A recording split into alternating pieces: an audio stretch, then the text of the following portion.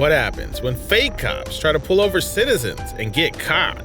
We've all heard of cases where people go to great lengths to impersonate someone else. But what happens when the impersonator tries to pass themselves off as a law enforcement officer?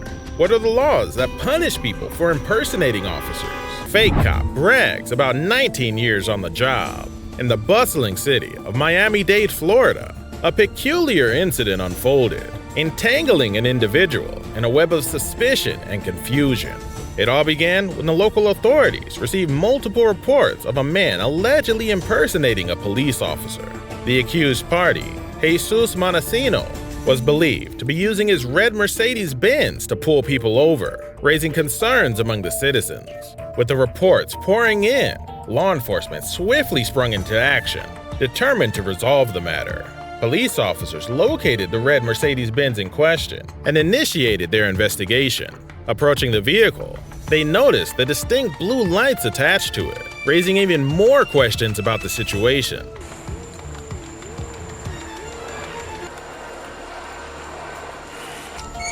Hello? Hi. Who's the owner of that red Mercedes? Okay. Because we got a call about it, that it was had blue lights in it.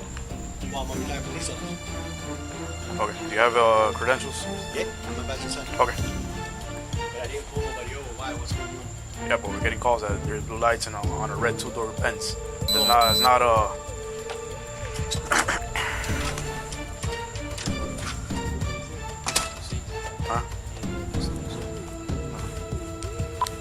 3506. Now I'm a supporter now. Okay, where are you retired from?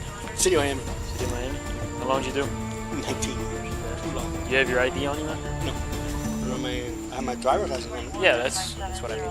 Thank you. I appreciate it. A conversation ensued between the officers and Mr. Montesino, who proclaimed himself a retired police officer, trying to assert his innocence. He mentioned having his badge inside the car, but insisted he hadn't pulled anyone over.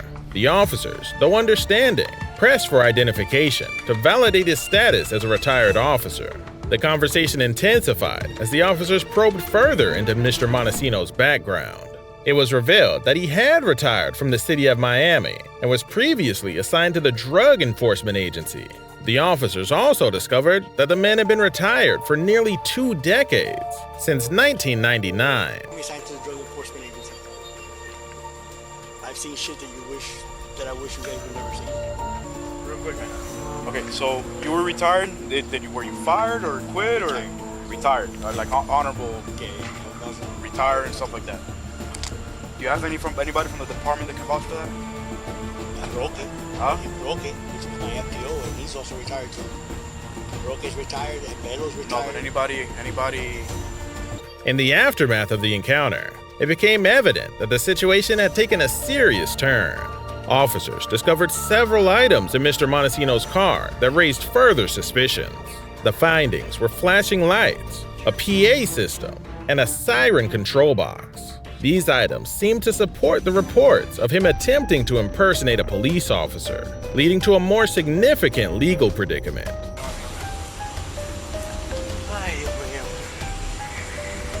During the investigation, it also became clear that the badge Mr. Montesino possessed was not an official police badge, but rather a supporter badge obtained for a different cause. The officers, bound by their duty to uphold the law and protect the community, had no choice but to apprehend him. As he was taken into custody, Mr. Montesino tried to explain his actions, emphasizing that the tools and equipment found in his car were for personal use and unrelated to any attempt to deceive or harm others. Nevertheless, the evidence pointed to a different direction, leaving the officers with little choice but to proceed with the charges. There as well? Yes, ma'am. What type of work do you do? I'm a director of engineering. Where were you coming from, sir? Your debit cards and stuff inside your wallet. Can we give it to your wife? Okay, perfect. Is that yes? Yeah. Okay. All right, because we are gonna confiscate and for that badge and the wallet itself. Okay, but everything else we'll give it to your wife. Okay. Just so you know, you are being placed under arrest. Okay. You identified yourself as a police officer to us. You were a bail bondsman, not a cop. Okay. And also those blue lights. This should be in my desk. It's not there yet. Throughout the process, Mr. Montesino's emotions fluctuate from trying to defend his actions to accepting the consequences of his choices. He realized the gravity of the situation and how it could affect his life, reputation, and the loved ones around him. The next video gets funnier. Number 5. 19-year-old gets arrested for impersonating a police officer by wearing police gear and pulling over cars. In the small town of Choctaw, Oklahoma, an intriguing and thought-provoking conversation unfolded between a deputy sheriff and a young man who appeared to be impersonating a police officer. As the deputy sheriff approached the young man's vehicle, he wasted no time addressing the matter with a cautious tone. As the dialogue unfolded, the young man expressed his discontent, questioning why he was being called out when he had driven from Tennessee. He proclaimed his status as a deputy sheriff, mentioning his experience working at the sheriff's office. But I'm not gonna have people call me when I don't even live in this damn state. Okay. It's gonna piss me off. You're a deputy sheriff? I work at the sheriff's office. Okay. So, what? Were you a corrections officer for the Yes. sheriff's office? Okay. Why do you wear a vest outside of the facility? However, doubts arose as the deputy sheriff probed further. He questioned the young man's decision to wear a vest outside the facility and the absence of employment identification or an access card. This is where things get complicated. The young man's explanations and references to past encounters in Tennessee added more complexity to the situation. The conversation took an unexpected turn as the deputy sheriff highlighted the potential implications of impersonating law enforcement. He stressed that wearing the sheriff patch and vest without being commissioned or having arrest powers outside the jail could be seen as impersonation. The young man, still holding on to his identity as a deputy sheriff, expressed his frustration in a weird way. Amidst the discussion on authority and impersonation, another discovery emerged. The deputy sheriff found an open container of alcohol in the vehicle, prompting a conversation about the legal implications of transporting an open container. The young man's attempts to distance himself from the situation mirrored the common phrases used by individuals denying ownership of illicit substances found in their possession. As the investigation progressed, the deputy sheriff was approached by concerned individuals who had become aware of the young man's activities. Tell me exactly what you just said. Because he was dressed like a cop. Yeah. He had a sheriff thing, but it had sheriff written on the side right here. Right. And I live on 62 off of Adam Road. He was sitting in a driveway 251. right beside 62 Highway. And I pulled up and I was staring at him because he was in there kind of cockeyed. And I was like, we live on a one way in, one way out. And, we always are watching for cars. And I sat there and I was staring at him. Armed with this new information and the collective testimonies against the young man, the deputy sheriff felt compelled to take further action. Investigators charged the 19-year-old with impersonating an officer and transporting an open container. Seems like everyone's trying to become a police officer. Here's another video of an unfortunate fake cop. Number 6. Man arrested for impersonating police officer. A police officer received a tip about a suspicious individual claiming to be a police officer in the area. Determined to get to the truth, the police officer decided to confront the imposter and ascertain his true identity.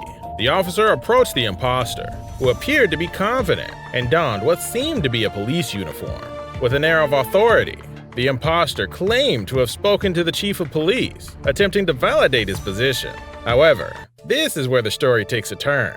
The officer's experience and instincts kick in, prompting him to dig deeper. You answer this correctly, because being a former police officer or someday a current police officer, if you lie in this situation, you go. He stressed the severe consequences of impersonating a police officer, highlighting the potential charges that awaited the imposter.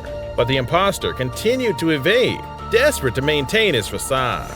Undeterred by the imposter's pleas for leniency, the officer pursued justice. He confronted the imposter about the dangers of his actions, pointing out that he had displayed a badge that didn't belong to him, an emblem of authority he had no right to possess. As the conversation unfolded, the officer's resolve grew stronger, and you won't believe what the officer found in the imposter's vehicle.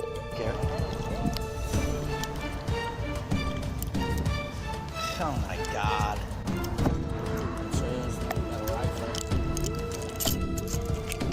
Alright. And it's loaded, right? Okay. Now things get heated up. The officer decided to take the imposter into custody. He instructed the imposter to remove his gun belt and place it on the car's hood, ensuring he was handcuffed afterward. The officer remained vigilant, aware of the potential risks associated with the imposter's possession of emergency lights in his vehicle. As the imposter's fate was sealed, the officer's dedication to upholding the law shone through.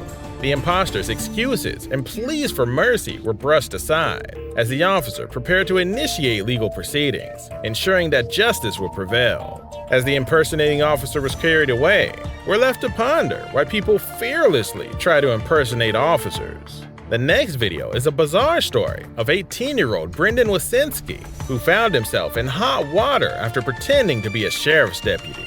Number 7. Teen fake cop arrested while pulling someone over.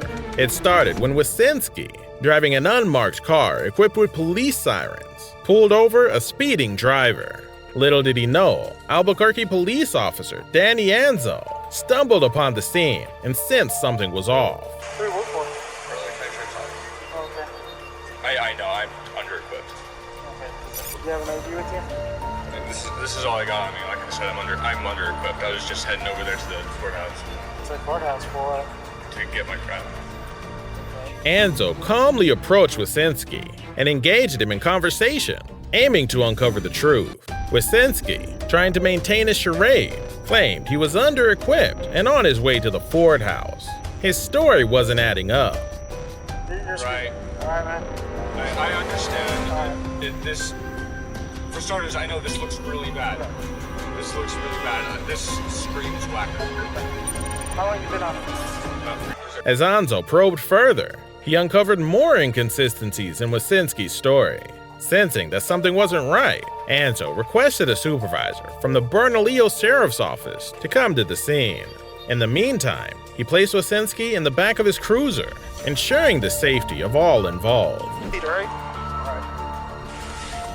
What's up, man? Alright. I'm just gonna be straight up honest with you. I'm not a cop. I'm just gonna Feeling the pressure and realizing the game was up, Wasinski finally admitted the truth to Anzo. He confessed that he was not a cop and had purchased the badge online. Anzo, no doubt surprised by the revelation, kept his composure and proceeded with the necessary steps to resolve the situation. I need you to lean back a little bit.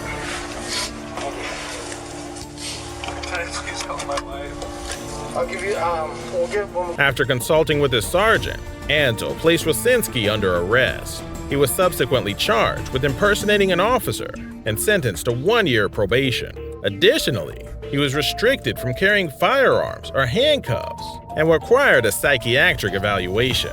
We're not done yet. Here's another video where real cops swing into action and stop a fake cop from responding to a call. Number 8. Real cop stops fake cops responding to a call. In a bizarre turn of events, a real police officer encountered 2 individuals posing as law enforcement officers while responding to a distress call. As the real police officer patrols the streets, a peculiar sight catches their attention. 2 individuals in a vehicle with flashing red and white lights brazenly disregard traffic signals, raising suspicions about their legitimacy.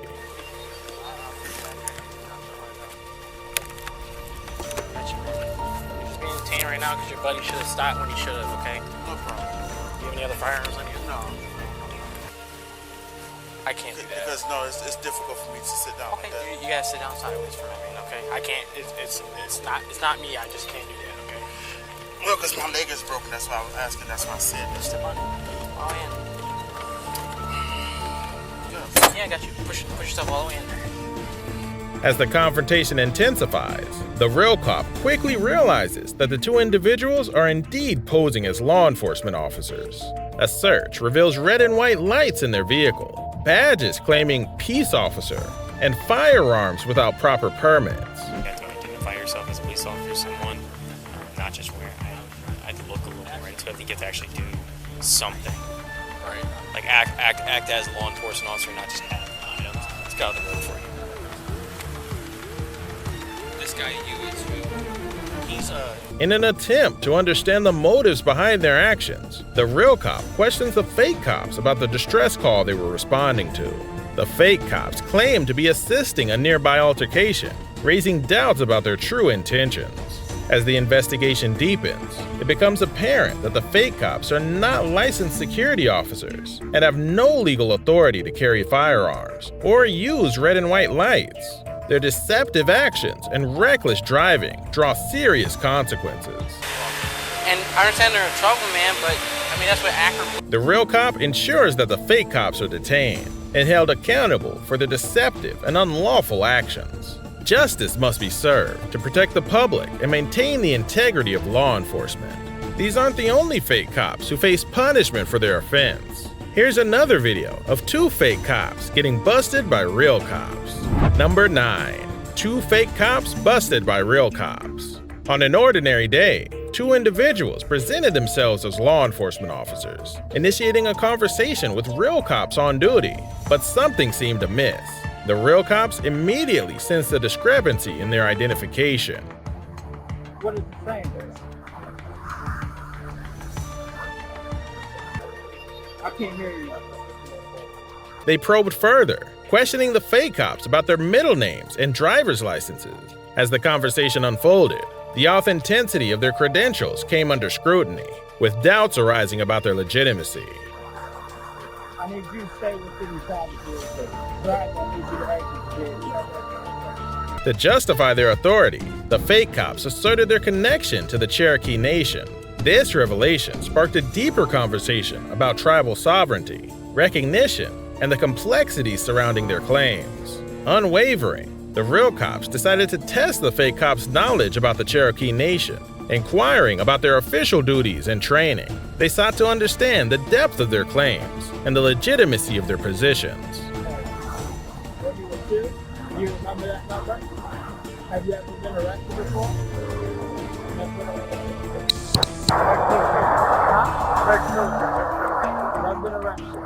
So if you're ex-military, you're required. Large doubts loomed, and the real cops stressed the importance of authentic documentation. They expressed the need for a thorough investigation before announcing the legitimacy of the fake cops' claims. The investigation took a revealing turn as the fake cops failed to produce substantial documents to back their claims. Their deception was finally exposed, leading to their realization that their charade was up. Oh, sorry. I got it. So, the consequences of impersonating law enforcement officers began to sink in for the 2 individuals. They faced the reality of their actions and the ramifications of their deception.